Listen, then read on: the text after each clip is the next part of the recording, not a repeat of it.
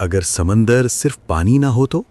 अगर वहां नीचे कोई कदीम, कोई दहशतनाक और बहुत बड़ा मखलूक सदियों से जहाज़ों को गायब होते देख रही हो और कोई भी वापस ना आया हो ये बताने के लिए कि उसने क्या देखा? आज हम गहरे समंदर से जुड़ी 12 सबसे खौफनाक मखलूकों के बारे में बात करने वाले हैं, जिन्हें कभी डॉक्यूमेंट किया गया, जिनसे लोग डरते रहे या जिन्हें डिस्कवर किया गया। इनमें से 4 ऐसी हैं जो आपने शायद किसी वीडियो में पहले कभी नहीं देखी होंगी। और यकीन करें, इस लिस्ट की आखिरी मखलूक वो है जो आज रात आपके जहन में रह जाएगी। इंसानियत का समंदर के साथ हमेशा एक कॉम्प्लिकेटेड रिश्ता रहा है। हमें इसकी ज़रूरत है, हम इसे एक्सप्लोर करते हैं, लेकिन सच ये है कि हमने समंदर की तह से ज़्यादा आउटर स्पेस का मैप बनाया है। समंदर का 80% से ज़्यादा हिस्सा अभी भी साइंस के लिए बिल्कुल अननोन है।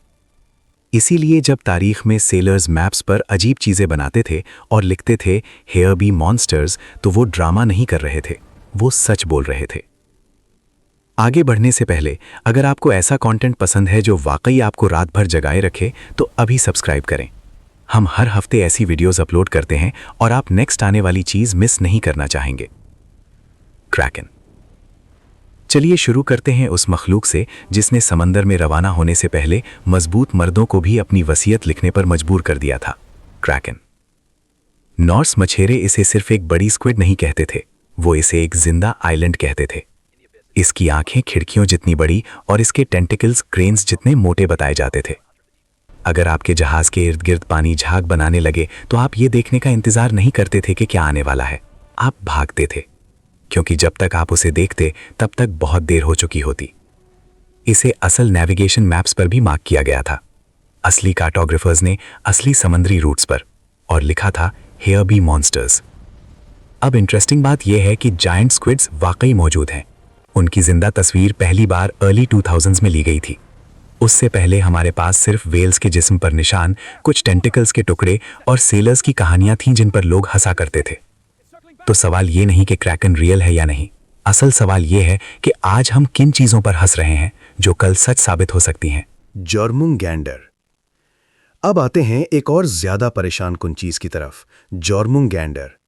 एक सी सरपेंट जो नॉर्स मिथोलॉजी के मुताबिक इतना बड़ा है कि पूरी जमीन को लपेट लेता है और अपनी दुम को खुद ही काटकर पकड़ लेता है। लेकिन ये सिर्फ एक मॉन्स्टर स्टोरी नहीं है। जॉर्मुंगैंडर लोकी का बेटा है और दुनिया के खत्म होने से जुड़ा हुआ है।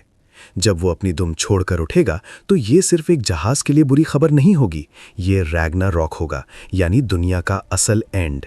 और मिथोलॉजी के मुताबिक थॉर खुद आखिरी दिन इस बीस्ट के सामना करेगा, उसे मार देगा, लेकिन सिर्फ 9 कदम चलकर उसके जहर से गिरकर मर जाएगा। हैरत की बात यह है कि 1800s में आइसलैंड के सेलर्स ने कसम खाकर कहा कि उन्होंने कुछ देखा था, एक सांप जो एक गांव जितना लंबा था और पानी की सतह के बिल्कुल नीचे मूव कर रहा था। शायद ये सिर्फ मिथ हो, लेकिन ये ख्याल कि कोई चीज़ खामोशी से आपकी पूरी दुनिया को लपेट रही हो जबकि आपको पता भी ना हो, ये वाकई खौफनाक है। मेगालोडॉन। ये नाम आप पहले भी सुन चुके होंगे। मेगालोडॉन एक शार्क जो तकरीबन 60 फीट लंबी हो सकती थी। इसके दांत एक बड़े आदमी की हथेली जितने थे।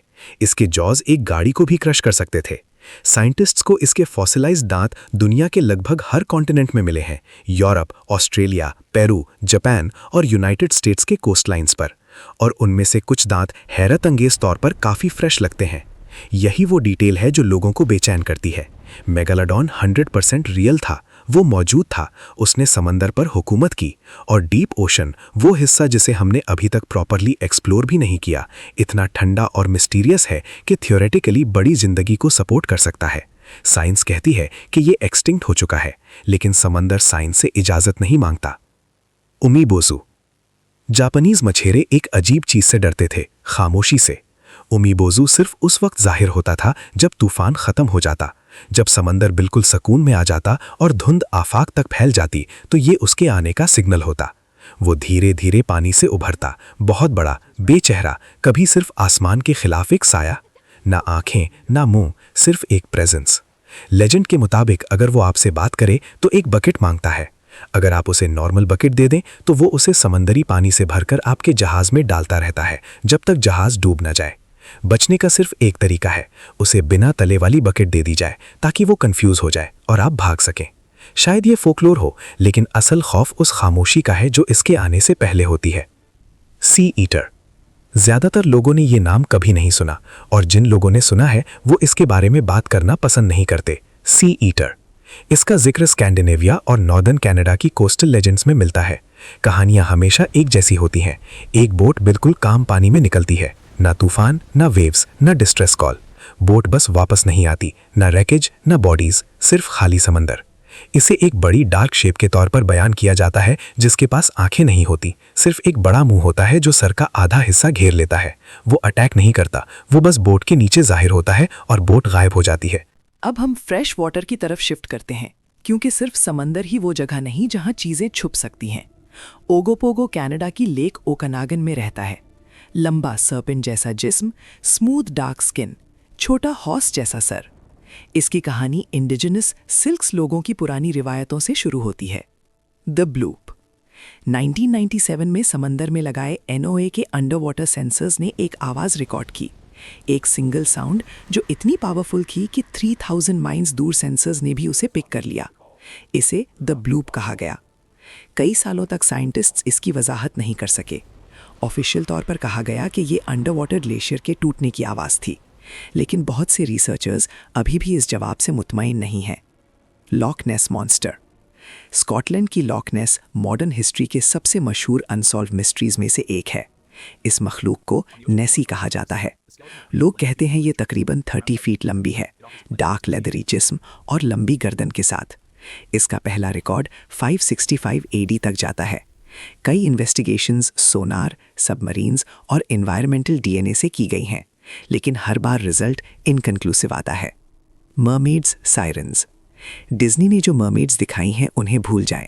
असल रिवायतों में मरमेड्स खौफनाक होती थीं। वो अपनी हिप्नोटिक आवाज़ से सेलर्स को पत्थरों की तरफ ले जाती थीं, जहां उनके जहाज़ तबाह हो जाते थे। इन सब कहानियों में एक चीज़ कॉमन है, ये सब ऐसी जगहों से आती हैं जहां हम पूरी तरह नहीं पहुंच सकते, पूरी तरह समझ नहीं सकते और पूरी तरह रिजेक्ट भी नहीं कर सकते।